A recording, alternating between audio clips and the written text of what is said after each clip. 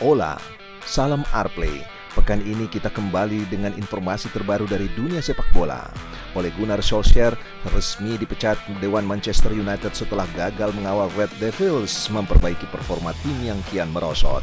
Arteta dan Klopp terlibat pertengkaran keras di tepi lapangan ketika laga Liverpool kontra Arsenal Sabtu malam. Dani Alves kini dipanggil balik ke Blaugrana setelah pelatih baru Xavi Hernandez mulai melatih di Camp Nou. Selengkapnya, ikutilah Arplay. Manchester United dipermalukan Watford 4-1 dalam laga Liga Inggris pekan 12. Manchester United memperlihatkan salah satu permainan terburuk mereka di babak pertama melawan Watford. The Red Devils pun tertinggal 0-2 lewat gol yang dicetak Joshua King dan Ismaila Sarr. Babak kedua Manchester United sempat memperkecil kedudukan lewat gol Van de Beek. Namun Watford bisa mencetak 2 gol tambahan melalui João Pedro dan Emmanuel Dennis pada masa injury time babak kedua setelah kapten MU Harry Maguire diusir wasit dengan kartu merah. Pengalaman buruk ini membuat manajemen Manchester United akhirnya sepakat memecat Ole Gunnar Solskjaer dari Old Trafford. Fabrizio Romano Sabtu malam lewat akun Twitternya menyatakan Dewan Manchester United putuskan pecat Ole setelah pembicaraan internal selama 5 jam. Sambil menunggu pengganti pelatih kepala yang definitif, Michael Carrick dan Darren Fletcher akan sementara mengisi posisi Ole untuk tangani skuad setan merah. Pembicaraan mengenai masa depan Solskjaer itu dibahas selama 5 jam usai Manchester United dihajar 1-4 oleh Watford di laga pekan ke-12 Inggris 2021-2022 pada Sabtu 20 November 2021. Kekalahan memalukan itu bukanlah yang pertama kali karena beberapa laga sebelumnya pun Manchester United juga meraih hasil yang buruk. Keputusan ini merupakan keputusan final karena pemilik klub MU Joel Glazer pun sudah sependapat dengan anggota dewan lainnya untuk mengakhiri karir Ole di Old Trafford. Sebelumnya Glazer masih belum satu pemikiran dengan anggota dewan untuk mengakhiri karir Ole. Sepeninggal Ole diharapkan Michael Carrick dan Darren Fletcher posisinya di klub masih tetap aman. Pasangan ini akan menjadi bagian dari struktur selama Manchester United belum mendapatkan pelatih baru. And I've had the opportunity and I'm so honored and privileged to have been trusted to take the club forward, and I really hope that I leave it in a better state than when I came. And I made great friends. I've reconnected with some great friends, new staff coming in. I've become really good friends with the other staff that was here when I was there. We're good friends and we've connected, and that is that's what it's about at a club like this, with the fans, because the fans have been amazing from day one at Cardiff till the last one now. So talk and we'll see each other again. Zinedine Zidane sempat santer bakal dijadikan suksesor Ole Gunnar Solskjaer, namun sulit bagi Manchester United mendapatkan Zidane. Kabarnya Manchester United sudah mendekati pelatih Ajax Amsterdam, Erik ten Hag juga, namun masih menunggu hingga tahun depan. Di bawah kepemimpinan Solskjaer, Manchester United tumbang 1-4 dari Watford di pekan ke-12 Liga Inggris. Dalam 7 laga terakhir, Manchester United hanya mendapatkan 1 imbang, 1 menang, dan 5 kali kalah. Dari laga Liverpool kontra Arsenal, Liverpool masih terlalu tangguh bagi Arsenal ketika kedua tim berhadapan di pekan ke-12 Premier League Sabtu malam. Bertanding di Anfield Stadium, The Reds selaku tuan rumah berpesta 4 gol tanpa balas ke gawang The Gunners. Gol-gol kemenangan Liverpool di laga ini berasal dari Sadio Mane di menit ke-39, Diogo Jota di menit ke-32, Mohamed Salah menit ke-33, dan Takumi Minamino menit ke-77. Dalam laga ini, kedua manajer tim terlibat adu mulut hingga mendekati pada kontak fisik. Mikel Arteta dan Jurgen Klopp sama-sama bersikukuh membela pemainnya ketika terjadi duel fisik antara penyerang Liverpool Sadio Mane dan bek Arsenal Takehiro Tomiyasu. Situasi bermula kala penjaga gawang Liverpool Alisson Becker melakukan tendangan gawang pada menit ke-32. Mane dan Tomiyasu kemudian saling bertubrukan di udara untuk menyambut bola yang dilepas Alisson. Kejadian tersebut berlangsung di hadapan Arteta. Hal ini pun sontak membuat Arteta bereaksi. Pelatih berusia 39 tahun itu menilai bahwa pemainnya dijatuhkan oleh Mane dan layak diganjar kartu kuning.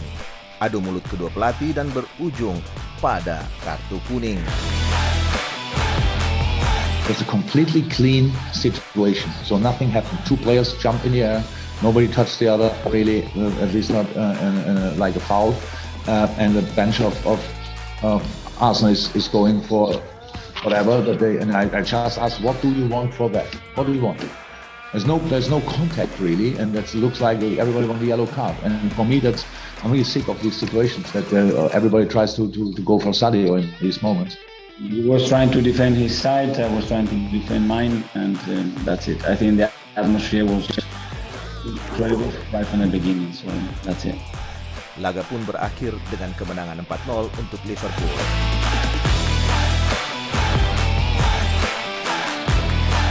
Keberhasilan Chelsea meraih kemenangan besar dengan skor 0-3 kontra Leicester City dalam lanjutan Liga Inggris pada Sabtu sore lalu membuat Reece James dan Ben Chilwell banjir pujian. Kedua wingback berperan besar dalam pertandingan itu dan membuat pelatih Thomas Tuchel takjub. Baik James dan Chilwell masing-masing mengemas 1 assist di King Power Stadium. 3 gol Chelsea disumbangkan oleh Antonio Rudiger di menit ke-14, N'Golo Kante di menit 28 dan Christian Pulisic di menit ke-71. 3-0 juga berlaku untuk Manchester City kontra Everton. Manchester City berhasil memetik kemenangan atas Everton di laga pekan 12 Liga Inggris 2021-2022 pada Minggu petang. The Citizen tepatnya menang dengan skor 3-0 berkat gol dari Raheem Sterling, Rodri, dan Bernardo Silva. Posisi ini membuat Manchester City menduduki posisi kedua setelah Chelsea dengan 26 poin. Disusul Liverpool pada tempat ketiga di top 5 klasemen Liga Inggris. Sementara Manchester United harus puas di urutan 8 dengan 5 kali menang, 2 kali draw, dan 5 kali kalah dari 12 pertandingan. Dani Alves kembali ke Barcelona. Alves rela mendapatkan gaji terendah di Barcelona demi bisa kembali ke Camp Nou. Kendati begitu, El Barça memasang klausul pelepasan dahsyat untuk Alves senilai 84 juta pounds atau setara dengan 1,6 triliun rupiah. Keputusan Barcelona membawa Alves kembali dengan nilai yang sangat fantastis itu boleh dibilang cukup mengagetkan karena Dani Alves hanya menandatangani kesepakatan selama 6 bulan di Camp Nou dari Januari hingga musim panas 2022. Alves sendiri saat ini berstatus tidak memiliki klub karena telah meninggalkan klub Sao Paulo pada September lalu. Fakta lain dengan kembalinya Alves ke Blaugrana, Alves hanya digaji €1 per pekan atau setara dengan Rp16.000. Alves akan mulai merumput pada Januari 2022 setelah didaftarkan secara resmi sebagai bagian skuad Blaugrana. Presiden Barcelona, Joan Laporta, yang meminta Alves untuk kembali ke Camp Nou setelah mendapat persetujuan dari entrenador nuevo Xavi Hernandez untuk membantu menaikkan moral tim. Pekan lalu, Dani Alves resmi diperkenalkan publik Katalan sebagai Jugador Nuevo de El Barça di Camp Nou. Alves yang tidak muda lagi itu tidak akan jadi pelapis dan bertekad menembus tim inti. Dani Alves memiliki ambisi besar pada periode keduanya bersama Barcelona. Selain ingin menembus skuad inti, juga ingin mengembalikan performa Barcelona sebagaimana mestinya. Kepada media, Alves menyampaikan bahwa ia tidak dilahirkan untuk menjadi yang kedua dan selalu menjadi yang pertama. Kehadirannya di Barcelona untuk berjuang dan berkontribusi bersama Blaugrana, bukan untuk tinggal tanpa upaya. Di atas kertas, Alves akan bermain hingga 30 Juni 2022. Meski begitu, ada peluang bagi pemain berusia 38 tahun itu untuk tetap bertahan di Blaugrana hingga 2023.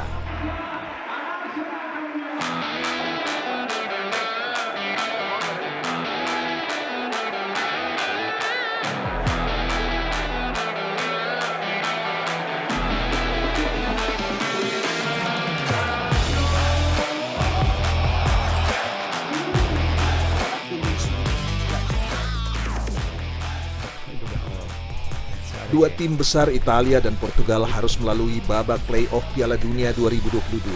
Keduanya pun berpeluang bertemu untuk memperebutkan 1 dari 3 tiket putaran final yang tersisa. Tim Italia gagal lolos secara otomatis karena hanya menempati posisi runner-up grup C. 2 hasil imbang pada laga terakhir membuat skuad asuhan Roberto Mancini harus merelakan posisi puncak kepada Swiss. Nasib naas juga didapatkan timnas Portugal yang hanya menempati posisi kedua di grup A.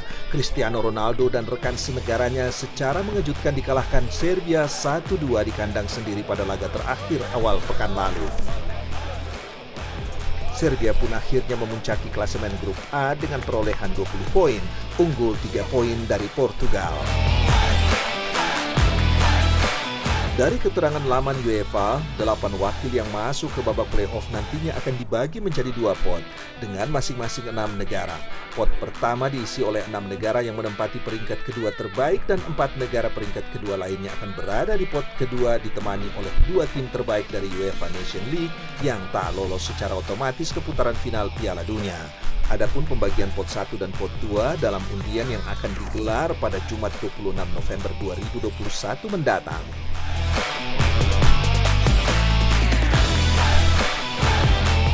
Undian babak playoff Piala Dunia 2022 digelar 10 hari setelah berakhirnya laga terakhir fase grup Eropa. Undian itu akan dilaksanakan di Zurich, Swiss pada 26 November 2021, sementara laga playoff zona Eropa Piala Dunia 2022 akan dilakukan pada tahun depan dengan rangkaian pertandingan semifinal playoff dimainkan pada 24 dan 25 Maret 2022. Kemudian laga final akan berlangsung pada 28 dan 29 Maret 2022. Sementara untuk masing-masing tim dari pot 1 nantinya akan menghadapi dengan satu tim dari pot 2 pada partai semifinal playoff. Pertandingan semifinal playoff akan digelar 1 kali dengan tim dari pot 1 berkesempatan menjadi tuan rumah. Timnas Italia dan Timnas Portugal dipastikan tidak akan saling bertemu pada partai semifinal playoff karena sama-sama berada di pot 1. Akan tetapi mereka masih sangat mungkin bertemu pada 1 dari 3 partai final yang akan menentukan negara mana yang akan lolos ke Qatar tahun depan. Pasalnya, para pemenang semifinal akan saling bertemu untuk memperebutkan 3 tiket tersisa. Adapun daftar pot unggulan babak playoff kualifikasi Piala Dunia 2022 ada Portugal, Skotlandia, Italia, Rusia, Swedia, dan Wales. Sementara daftar pot non-unggulan babak playoff kualifikasi Piala Dunia 2022 ada Turki, Polandia, Makedonia Utara, Ukraina, Austria, dan Republik Ceko.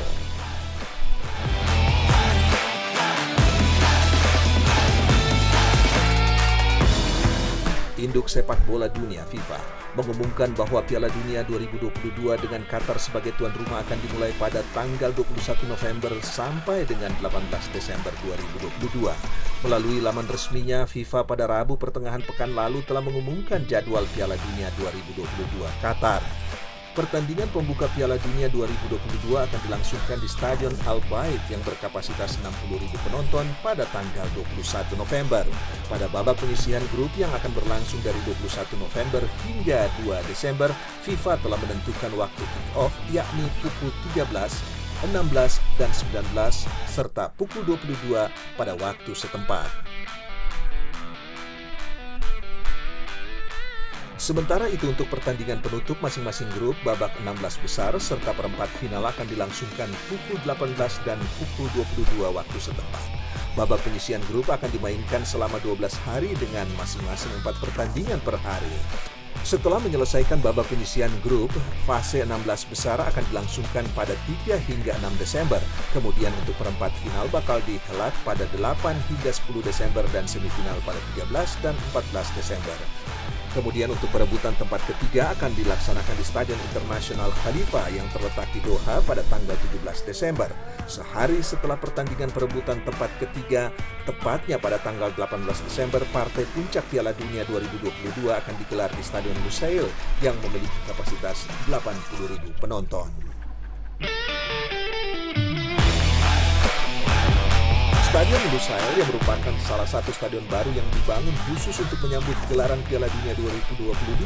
Stadion megah yang berlokasi 23 km sebelah utara pusat kota Doha itu mulai dibangun pada April 2017 dan resmi dibuka Desember 2018. Presiden FIFA Gianni Infantino menyatakan gelaran Piala Dunia Qatar akan menjadi ajang Piala Dunia spektakuler dan terbaik sepanjang sejarah. We will see the best World Cup ever in November, December 2022 in Qatar. Best World Cup ever means a World Cup with full stadiums. I am 100% sure about that. Piala Dunia 2022 Qatar akan menjadi edisi ke-22 turnamen sepak bola antar negara paling bergengsi. Penyelenggaraan Piala Dunia 2022 akan terasa spesial karena digelar pada musim dingin. Sebanyak 32 tim akan berpartisipasi di 5 kota dan 8 stadion sebagai tuan rumah. Pada edisi Piala Dunia terakhir yang digelar di Rusia, Prancis keluar sebagai juara sekaligus meraih gelar Piala Dunia untuk kali keduanya setelah yang pertama pada tahun 1998.